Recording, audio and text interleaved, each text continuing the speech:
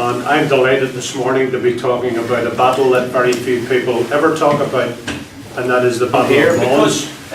The Battle of Mons, of course, was the very first battle that occurred for the British Army during the First World War. Now, I first heard of the word Mons when I was about 5 or 6 years of age, which is almost 70 years ago now. My mother, when she was working out, used to leave 3 of us. We had 3 boys in the house. And when she came back in, she would say, "This house is like Mons." Now, we didn't obviously know what she actually was talking about. What was Mons? We didn't even know what it was. Obviously, what she was referring to was the state of the town of Mons in the First World War when it was demolished. And that was what she thought our house looked like. Now, the British Army, of course, when war was declared, was pretty small. There were only 2 battalions in each regiment in those days. As the war progressed, there were many service battalions raised, including in the 36th Ulster Division, the Rifles, the Skins and the Fusiliers. Now, most of the battalions of the regiments in 1914, particularly the 1st Battalion, were all overseas. They were the overseas battalion. The 2nd Battalion were usually called the Home Battalion, same as they are today. And when war was declared, they sent all those battalions out to France. Now, just before they arrived at Mons, there was a couple of battles taking place called the Battle of the Frontiers. Excuse me. These were fought between the Germans and the French armies. Now, the French army, over the years during the First World War, has come in for a lot of stick about people saying they didn't do their best, they didn't do very well. Well, they fought 3 battles. One was Alsace-Lorraine, the other one was in the Ardennes, and the third one, which was vital to the British, was at Charleroi. And the 5th Army was there under the command of General Lanrezac. Now, when the Germans arrived, the French had been told there were 23 German corps. Now, anyone who knows anything about the army knows that a corps is quite a lot of men. They were told there were 20, they believed there were 23, in fact there were 36. And that meant round about 700,000 men marching through Belgium towards them. They didn't believe this. First 2 battles, Alsace-Lorraine and the Ardennes, they got demolished. Third one at Charleroi, they approached the 5th Army, the 5th French Army under General Lanrezac, and again, not much of a resistance put up. Lanrezac retreated. Himself and quite a few other commanders in the French Army were all sacked because they put up little resistance. 4 German army corps detached from the rest of the armies and marched towards the Belgian town of Mons, where they knew that the British Expeditionary Force was headed. Now, their information was as bad as the French because they thought that the British Expeditionary Force consisted of about 6 to 10 corps, when in fact there were only 2, 1 and 2. One was under Sir Douglas Haig, the other one was under Smith-Dorrien. Now, they marched towards Mons. The commander of the 2nd Corps was a man called Sir James Grierson. And Sir James Grierson actually died on the way up to Mons on the train. Not many people realise that that's what happened, but he died of a heart attack on the way up to Mons. So a new commander had to be chosen, and it was a man called Sir Horace Smith Lockwood Dorrien. And he took over 2 corps. Now, when the Germans arrived, of course, at Mons, the 2 corps, the 2 British corps split up. One was on the road between Mons and Beaumont, and the other one was actually in the town of Mons itself. And they were guarding 4 bridges, which I'm sure you've heard of, anybody who's read anything about the war. One was at Nîmes, which was guarded by a company, just 1 company, from the Middlesex Regiment, and a machine gun company as well. And the machine gun company was under the command of a man called Lieutenant Maurice Dease. Now, when the Germans attacked, it is believed, can't be proved of course, but it is believed that within 2 minutes Now, 2 minutes, there were over 500 German dead. Now that seems incredible. The Germans were so taken aback at this that they thought that the British were actually using machine guns, when in actual fact they only had one, and that was under the command of Dies. Now, the Germans had 6 machine guns for each battalion, where the British had 2. So the battle commenced. Smith-Dorrien, of course, was an old man. They were quite old, both him and Haig was in his 50s probably, and Smith-Dorrien was in his 60s. And the commander of the British Expeditionary Force was a man called Sir John French. Now, Sir John French did not like Smith-Dorrien because he thought he had been chosen simply to spy on French and report back to top brass, which proved entirely wrong. So anyway, the battle commenced, but they were vastly outnumbered, 2 to 1. There were 80,000 British and 160,000 Germans. But in, say, in 2 minutes, there were over 500 dead because they just marched up towards the British in formation. And the rapid rifle fire from the British Army, they were shooting at 15 rounds a minute, which anyone who has seen a Lee Enfield gun will know that that is excellent shooting. And it was aimed shooting, it wasn't just bang, they were actually aimed shots. So 500 men died, and that sort of must have given them the idea, oh, we better just hold back here for a while and see what's happening. But as they tried to cross those 4 bridges over the Conde Canal, they were absolutely slaughtered. And Morris Dies was responsible for most of the deaths with his machine gun company.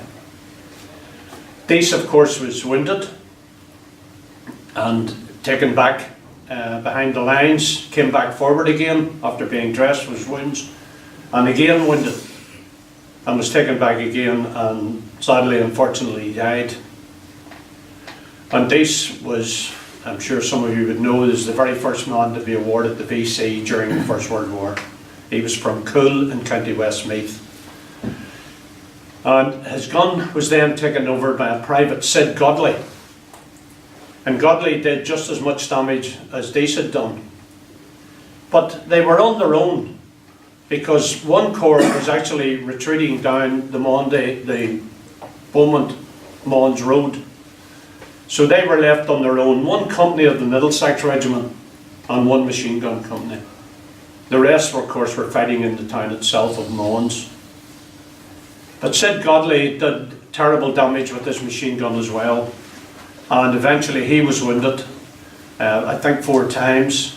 But before the Germans actually took his gun, he dismantled some of it, broke it up and threw it into the canal.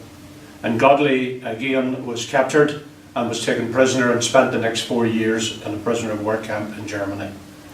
And he too was awarded the Victoria Cross. Now, just at this point, Sir John French realised that he was so vastly outnumbered that the only thing he could do was actually to retreat. Where did they go? They didn't know. It was their first time in France, of course. So they decided that from Belgium they would go back into France and head towards Paris. They thought that was the safest route. While this was happening, the 5th French Army were retreating down on their left-hand side, so they had absolutely no cover whatsoever. So 1 corps made its way out while it was covered by 2 corps. Now, they allowed themselves something like 25 miles a day to march, which is quite a lot when you consider what a man has to carry when he's full pack on in his rifle. And they done the first 25 miles, they landed at a little town called Les Cateaux. And at Les Cateaux, they decided that this is where they would make a stand. They were told not to by the commander, Sir John French. He said, keep retreating, fight a rearguard action. But Smith-Dorrien decided that this is where he would have to make a stand, and he did. And if it hadn't have been for Smith-Dorrien making the stand at Les Cateaux, there's no doubt about it that the British Expeditionary Force would have been slaughtered.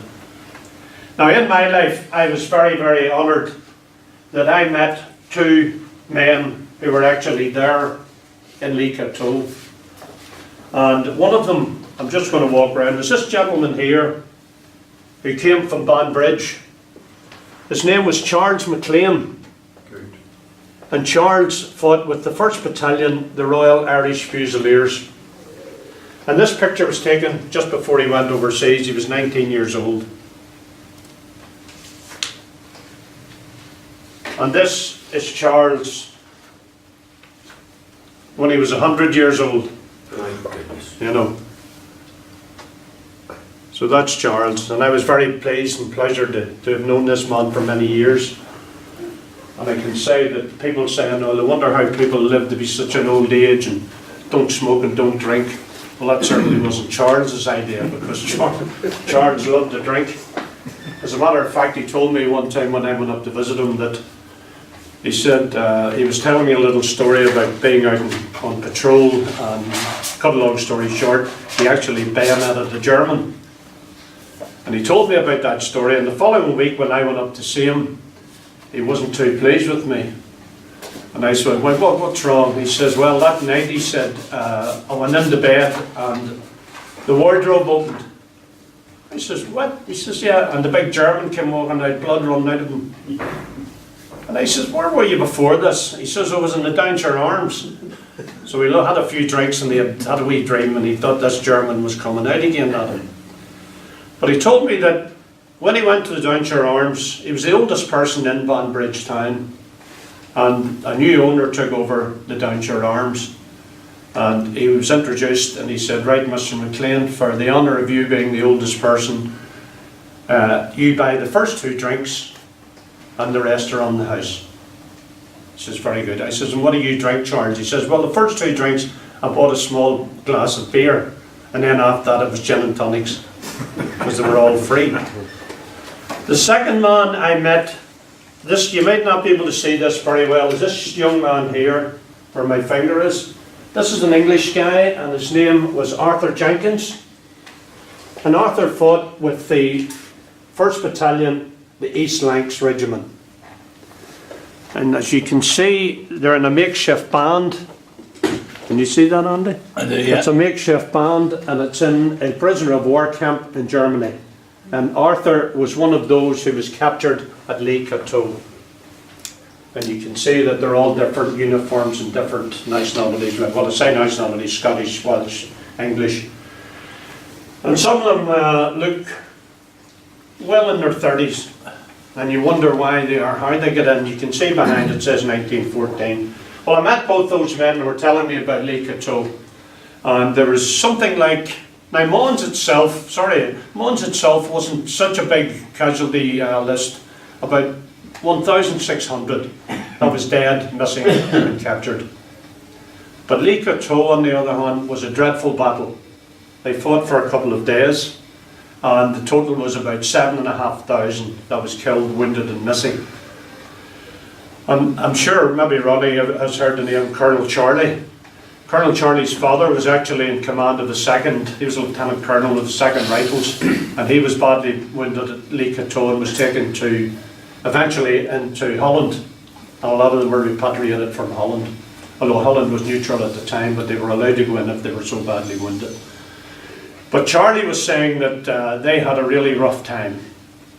And French wasn't too pleased with Smith-Zorian because he had given the orders, everybody keep retreating and fight on the... But what can you do if they're right behind you? So good with the fighting of the British and their rifle fire that the Germans, was about 14 hours after the British left that they were able to follow them. So much that they'd inflicted so many casualties. And right about this time in the British press, there was a story that came out about the Angel of Mons. Now, the Angel of Mons was, apparently a couple of men had said that they were in a tight spot and they had no way of getting out. They thought they were dead, and suddenly this apparition appeared in the sky, and they followed it, and it led them to safety. You know. Now, I'm not going to say they didn't see it. I'm not going to say they did see it. But I think at the end of the day, it was their own fighting spirit and their ability with the rifle that actually saved the day rather than the Angel of Mons. Perhaps some journalists had thought, well, we need a story to help them on their way, but that was something that they may have made up. It was one of those myths that you read about in the First World War. But at Lee Coteau, now they were heading for the River Marne, and the River Marne was about, from where they started in Mons, about 200 miles. And that was at least a fortnight's walking. Now the men, of course, when they left, one corps went one direction, two corps went the other. In between was a very large forest, so they had no communications whatsoever, one corps and two corps. So Sir Douglas Haig suffered very, very few casualties in his corps. He walked down one side of the forest of Marmal, and Smith-Dorrien went down the other. Of course, all the meanwhile, they were being pursued by the Germans. Now, you can imagine what it must have been like on a retreat, trying to fight a rearguard action. There were stragglers everywhere. There were people getting lost. Most of the men threw away their packs. They kept their belt, they kept their bayonet, they kept their rifle and their entrenching too, 4 things. The rest they thought was useless, and they sold them up, so they threw them away.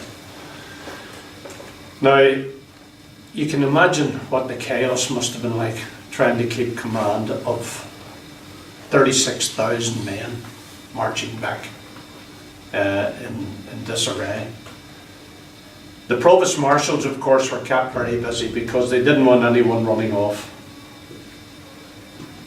And Sir John French made sure that all the provost marshals kept their eye on men. Now there were regiments and battalions getting mixed up with each other. One time there was something like 500 stragglers they didn't know who they belonged to, just trailing along behind. So, unfortunately at that time, not only was it the first VC awarded during the war, but it was also the first person who was executed during that retreat. And that was a man called Thomas Highgate, who was with the Queen's Own Royal West Kent Regiment. And he went AWOL. And so keen were the provost marshals to keep their eye on things, they found this guy wandering quite a few miles away. And they brought him back, and he was tried and executed. And he was the very first person in the war to be executed. Now, a lot of people don't agree with executions during the war. Everyone, by the way, who was executed has been forgiven their sins. But I personally don't know how anybody could do that for someone who was executed for murder. I can understand it for someone who's run away, maybe their nerves got the better of them. They have what they call post-disorder, PST and shell shock as it was in those days. But how you can forgive someone and give them a pardon for murdering someone. Now, one officer in particular actually shot and killed a sergeant who had come to arrest him with another private. Now, how you can actually forgive someone for that is beyond me. And as I said to the group I was speaking to last time I was here, that there were something like 32 executions of Americans, and not one of them was for a military crime. They were all for rape, murder, sexual offences. But nobody ever hears about that. But they hear about the 300 British who were executed. But you never hear about that. And we, of course, ourselves here had 3 executed from the Ulster Division. Young man from just across the street there, actually that way, Wittenberg Street, young Crozier was executed. I have the details of his court case, and it's hard to believe sometimes that you hear things and then you don't hear things, and people say this and people say that, but they didn't have a proper representation. But what people tend to forget, that it was 1914, it was during a war. It wasn't as if you could just say, well, we'll go out and bail and we'll get some more information. It had to be done there and then, and it had to be done and decisions made straight away. Young Crozier they made out, first of all, he was the cause célèbre. That he was only 16 years of age when he enlisted, which was wrong. He was the proper age. Well, he wasn't the proper, he was about 18 years old. A lot of people think if you're 18 you could enlist, you had to be 19. But the other two were Templeton and McCracken, just from up the road. They were executed as well, one all for desertion, by the way. But in some books you read that Templeton was actually executed for sleeping at his post. No one was ever actually executed for that offence, or treason.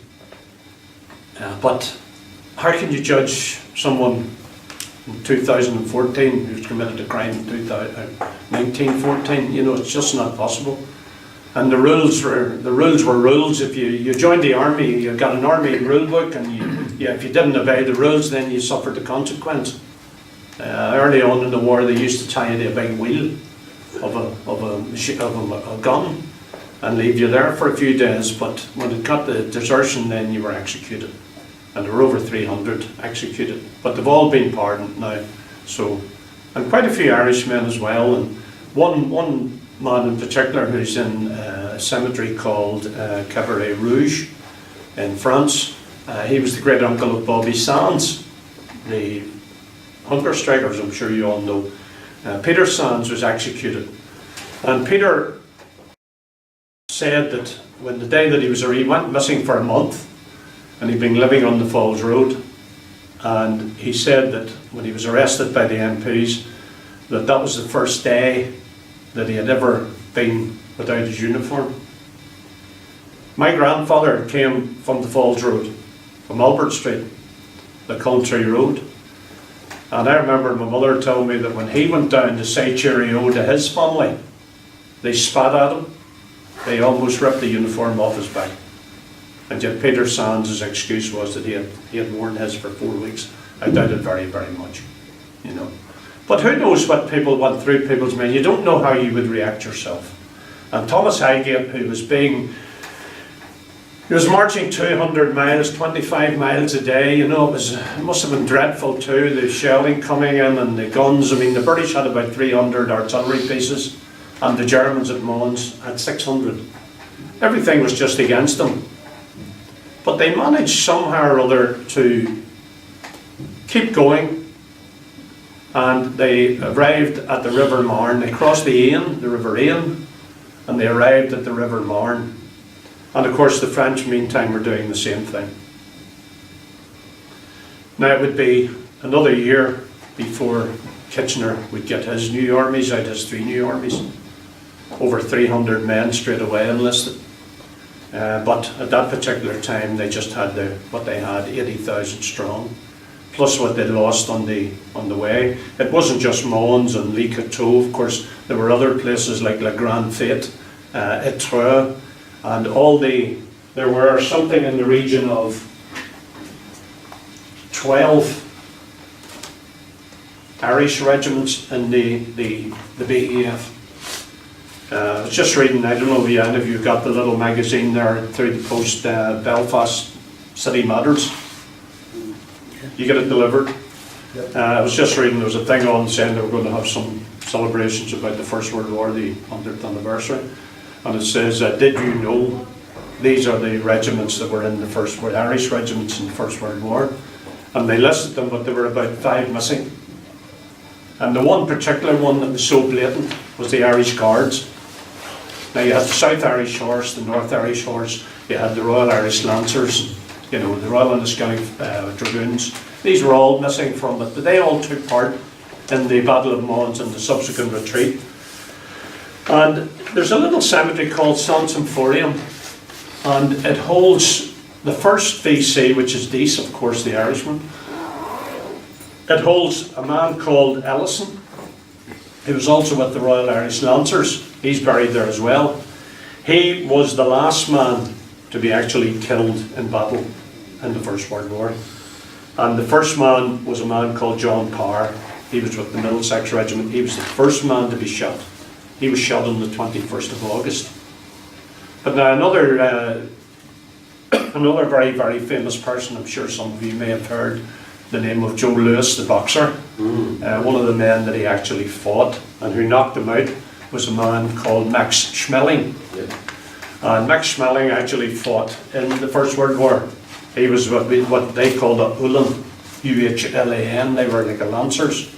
And he fought in the war and survived, as you know, to go on to fight Joe Lewis. But the Irish Fusiliers and the Skilling Fusiliers, the Dublins. Now the Dublin Fusiliers during the retreat were held up at a little place called Etreux, E-T-R-E-U-X, and that's where they lost quite a few men.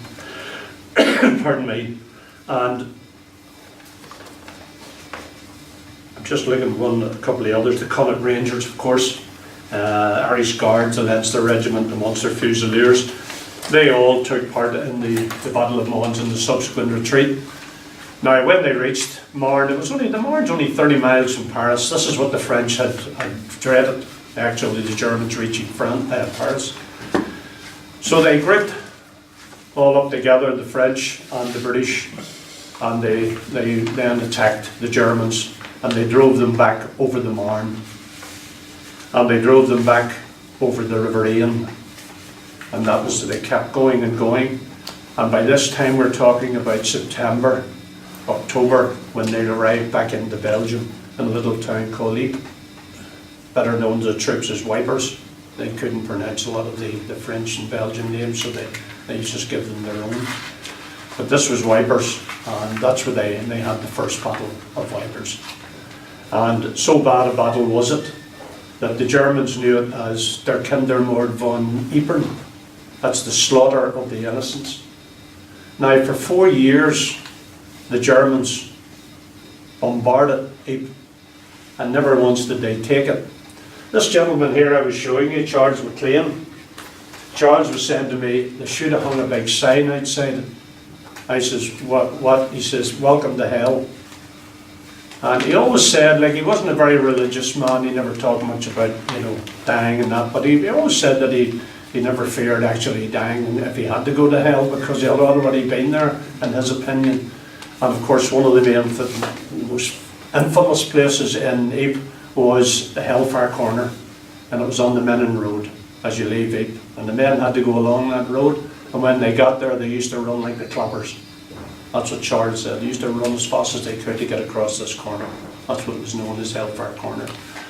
And that was the first battle. But it's amazing when you think that 80,000 men at Mons facing 160,000 men, and well-trained men at that, the Germans were.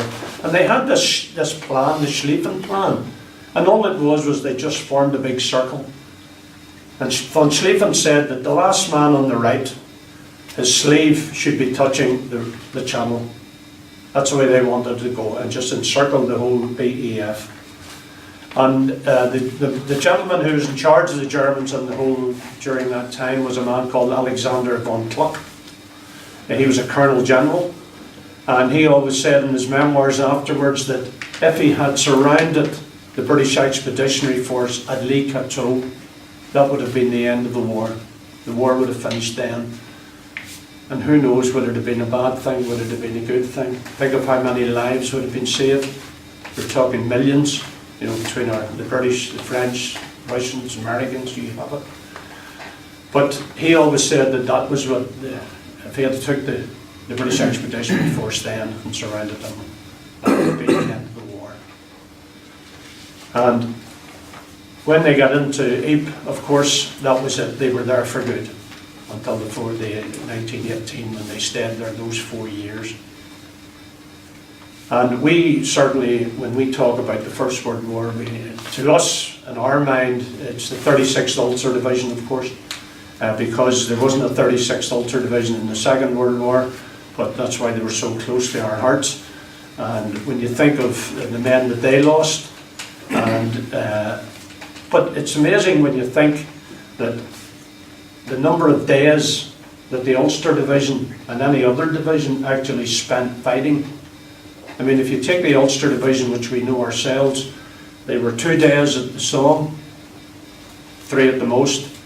The next battle wasn't until a year later, when they fought at Messines, and they were in the line for another 3 days. After Messines, they went up and they were in the Battle of Passchendaele at Langemarck, and it's probably they're probably one of the few divisions who ever lost more men in the trenches before they went into battle than they did during the actual battle at Langemarck. They lost so many men in the trenches waiting to go out. They were only there two or 3 days, and they weren't all involved. There was only one brigade. And then when you go on to Cambrai in France, it's the same, 2 days. So when overall, you might be talking in 4 years, 2 weeks of actual fighting. But that doesn't mean that you weren't under pressure. Like everywhere else, the men were in the trenches. Of course, in 1914 at Mons, there was no trenches. The trench system hadn't been developed then. And when you were in those trenches, it must have been horrendous, the shells coming in every day. Like when you think of, at the Somme there was something like 1,700,000 shells fired in a week. Now if you try to count up to 1,700,000, you wouldn't get there, you know, you'd be dead before you reached it. The sad part of it was that about a third of them were all duds. That's why still today they're picking up shells, and most of them are dud. And there was a show on Sunday, a show I'd never seen in my life, called Country File. John Craven does it, it's about farming. And it was just the effect of the war on the farming in England and the farming in France and Belgium. And it showed you the men in France and Belgium digging up their fields, what they call the iron harvest. Shells coming up, even today. And they reckon that it'll be 100 years before they actually get all the shells that are buried. And at the Battle of Messines, when the Ulster Division were fighting, there was something, I think it was 24 mines planted right along the front underneath the Germans. And there's still one they haven't found. Now you're talking quite a few £1,000 of ammonia, what they used in those days. So it's still there. Nobody knows where it actually is. So that's another thing you have to consider. But at Mons it must have been horrendous, because another gentleman who I haven't got a photo of, I didn't bring him with me, was a man called Jack Campbell. And Jack was a Dubliner. And Jack had the distinction of actually saving the life of the Queen Mother's brother. They were attacking, and they were in a ditch. It wasn't a trench per se, it was a ditch. And his captain, his commanding officer, was wounded. He was in the Black Watch. Beaujolais, his name was. And Jack lifted him, bandaged his wound, and left him behind. Took him round the corner of the ditch and left him there, and he was picked up. Now Jack was about 92 when he decided that he would write his memoirs. He was in Leopardstown Park Hospital in Dublin. And the man who was in charge of the Legion down there actually read them and got in touch with Clarence House, is where Queen Mum used to live. And she invited Jack over for tea, along with all the rest of the veterans, but unfortunately he was the only one who went. And he said to me, he told me it was one of the proudest moments of his William, life. I'm sure speaking on behalf of everyone in the group, that was very interesting talk. My pleasure. And I hope maybe in the near future you'll come back with, if you get any more information on the force, because it's always great to hear from you when you do. So I'm sure speaking on behalf of the group, and thank you once again for coming along to address us here this morning. My pleasure. I'd like you to put your hands together.